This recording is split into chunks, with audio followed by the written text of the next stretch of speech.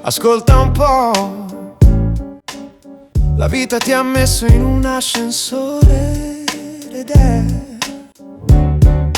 esattamente così che ci si sente a volte, sai. Ora in questo ascensore non sta succedendo niente se non questa musica jazz. Ascolta, ascolta un po'. Oh, wow.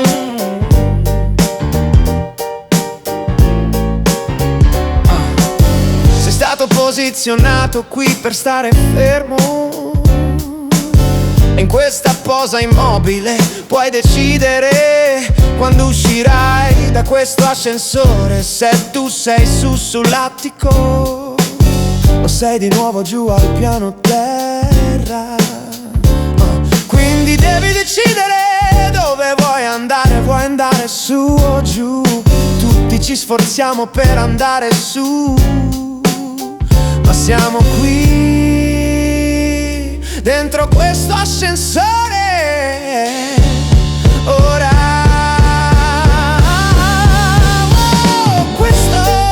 Questo è l'ascensore della vita. Puoi scegliere il pulsante, sì. Vai, scegli un pulsante, sì. Questo è l'ascensore della vita. Vuoi andare su o giù, dipende completamente da te.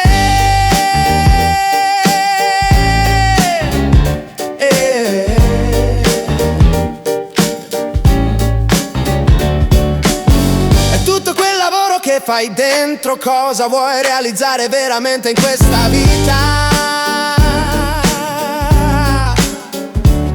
È qui che devi valutare, devi esaminare te, devi controllare le tue abitudini, i tuoi schemi comportamentali, sì. Tutto questo sta succedendo dentro questo ascensore ora. Quindi quando esci non sorprenderti se hai fatto tutto quel lavoro duro. Finirai sull'attico e se questo fosse il caso, congratulations. Questo è l'ascensore della vita. Puoi scegliere il pulsante, sì. Vai, scegli un pulsante, sì. Questo è l'ascensore della vita. Vuoi andare su o giù, dipende completamente da te.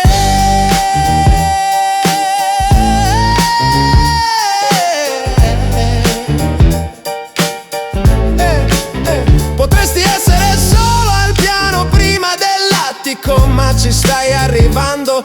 Tutto il lavoro interno che fai non andrà sprecato. Potresti sentirti come se non ci fosse un'uscita. Potresti sentirti come che perdi tempo, chi se ne frega. Ma sono qui per dirtelo, ne vale la pena. Lentamente ma inesorabilmente. Ma quando Dio ti ricorda, ehi, niente di tutto quello che hai fatto è andato sprecato.